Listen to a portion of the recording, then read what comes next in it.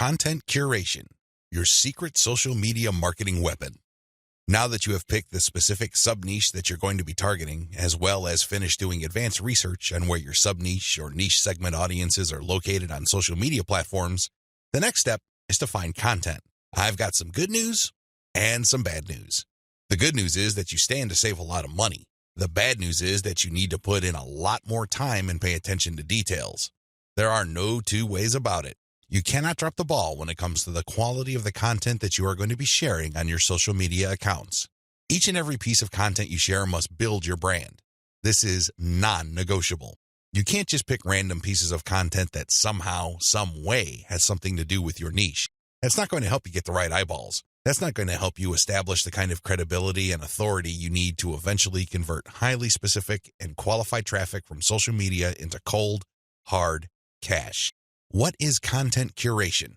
As I mentioned above, you stand to save a lot of money with content curation. This should be obvious.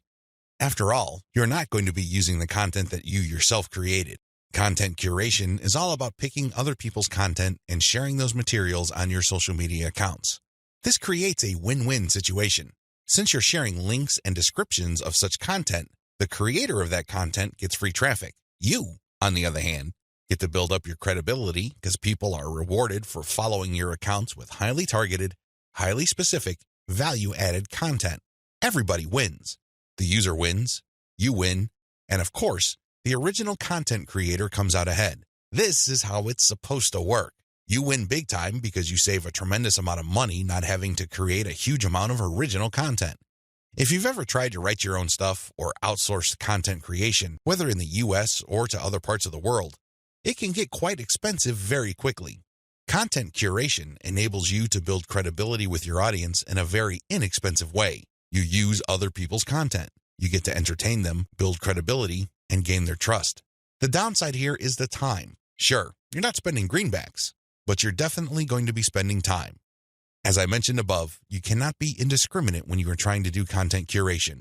Whatever goodwill you have built up for your brand will go up in smoke if people catch on to the fact that you are just randomly curating and spreading low-quality content that may have something to do with your niche. That's not going to cut it, not by a long shot. Adopt the right content curation strategy. Now that you know where your target audience members are on social media platforms, you build credibility by populating your social media accounts with highly credible, high-authority third-party content. This is called curation. In between those materials, you're going to be sharing your own original content. From time to time, you're going to call people to action to take a look at the incentives you're giving away for them to join your mailing list. This is how you play the game. When people follow you, they are rewarded with top-notch content. It doesn't really matter whether you produced that material or it was written by somebody else. Your followers get rewarded for following your account. They get niche-specific material. Eventually, you build trust with them because you only send them the very best materials. They start paying attention to your own materials. More importantly, they start noticing the content you share, which actively encourages them to sign up to your mailing list. This is the key. You intersperse your own original content. You create an impression of quality in their minds because you're sending only the very best third-party content. You then mix in your own original content, which is of the same quality as the other stuff you're sending. Eventually, they warm up to your brand, and this is where your call to action content comes in. You call them to action regarding the freebies you're giving away. Maybe you're giving away software, a booklet, discount codes, or even a full-blown book. It doesn't matter.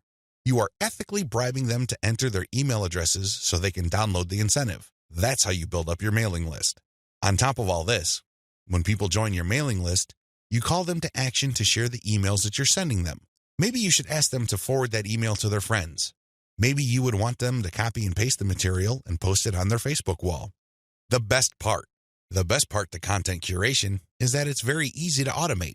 Seriously, this is one way of content promotion that is very automation friendly. You only need to get the URLs of the third-party content that you're curating and plug them into an Excel sheet. You then convert the file into a CSV file, which is then imported by social media scheduling tools like Hootsuite and Social Oomph. You don't have to manually enter anything. You don't have to schedule everything by hand. You can do all of this through software. Isn't that awesome? You get to build credibility while at the same time minimizing work. Now, with that said, you need to pay special attention to the content quality. High attention to detail is the key.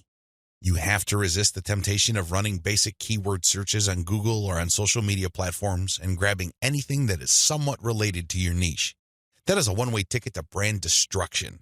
You worked hard to build your social media brand. It really would be a shame to see it all go up in smoke because the content you're curating is very unpredictable when it comes to quality. There may be several days when you're sending the very best, cutting-edge reports on your niche, followed by a few days of just completely worthless content. What do you think prospective fans would think? Either they would think that your brand is unreliable or you're unprofessional. Whatever the case may be, you're not going to be convincing people that your brand focuses on the very best in your niche. You need to be very discriminating when you select your content. You have to read through the materials. Make sure that the content is alive, updated, and well-written. This, of course, takes time. The trade-off, obviously, is that you don't have to spend money. Regardless, you need to pay close attention to the content that you're sharing because it represents your brand. The quality it contains either makes your brand look good or erodes your brand. It's your choice.